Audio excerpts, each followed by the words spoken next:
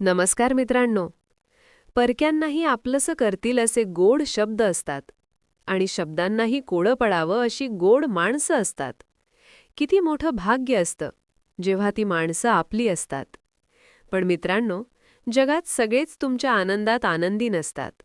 जेव्हा काही माणसांना तुमच्यातलं चांगलं सहन होत नाही, तेव्हा ते इतरांना तुमच्यातलं वाईट सांगायला सुरुवात करतात. म्हणून एक गोष्ट कायम लक्षात ठेवा.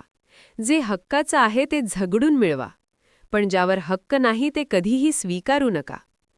जात हा अपघात आहे, त्याचा कधीच गर्व करू नका.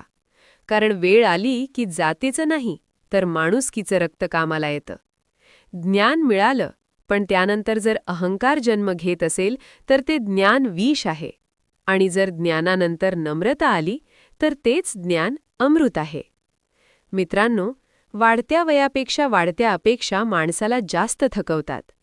सुख आपल्या हातात नसतं, पण सुखानं जगणं मात्र नक्की आपल्या हातात असतं. एका मिनिटात आयुष्य बदलत नाही, पण त्या एका मिनिटात घेतलेला निर्णय नक्की आयुष्य बदलू शकतो. संत आणि वसंत यांच्यात एक सुंदर साम्य आहे. वसंत आला की प्रकृती सुधारते, संत आले की संस्कृती सुधारते. हिम्मतीने हारा, पण हिम्मत हारू नका. प्रत्येकजण हिरा बनून जन्माला येतो, पण चमकतो तोच जो घणाचे घाव सोसण्याची हिम्मत ठेवतो. खेळ शिकायचा असेल तर बुद्धिबळ शिका, कारण त्यात एक नियम आहे. आपला माणूस आपल्या माणसाचा पराभव करत नाही. संयम ठेवा, मोठ्या गोष्टी घडायला वेळ लागतोच. मिठाच्या बरणीला कधीच मुंग्या लागत नाहीत, पण साखरेचा एक कण जरी असला तर सगळे धावून येतात. माणसाचंही तसंच आहे. जिभेवर गोडवा असेल तर लोक जोडले जातात. जगणं खूप सुंदर आहे. एक फूल उमललं नाही म्हणून रोप तोडू नका. काही हात नकळत सुटतात, पण धरलेले हात कधीच सोडू नका. हिरा आणि काचेत फरक उन्हात कळतो. जी गरम होते ती काच, जो शांत राहतो तो हिरा. संकटात शांत राहणारा माणूसच खरा हिरा असतो. आपली चांगली वेळ जगाला सांगते आपण काय आहोत, पण आपली वाईट वेळ आपल्याला सांगते जग काय आहे. स्वतःची प्रगती थोडी कमी झाली तरी चालेल, पण माझ्यामुळे कोणाचं नुकसान व्हायला नको.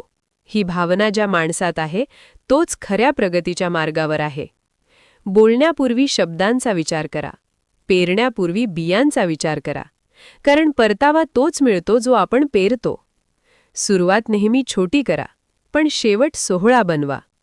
हळू चालला तरी चालेल, पण अशी पावलं टाटा की तुमच्या कर्तृत्वाची सोन पावलं मागे उमटली पाहिजेत. मित्रांनो, जर तुम्हाला असेच सुंदर विचार ऐकायचे असतील तर आत्ताच चॅनल सबस्क्राईब करा, व्हिडिओ लाईक करा आणि शेअर करा, कारण कदाचित आजचा हा एक विचार कोणाचं तरी आयुष्य बदलू शकतो. जय हिंद. वंदे मातरम.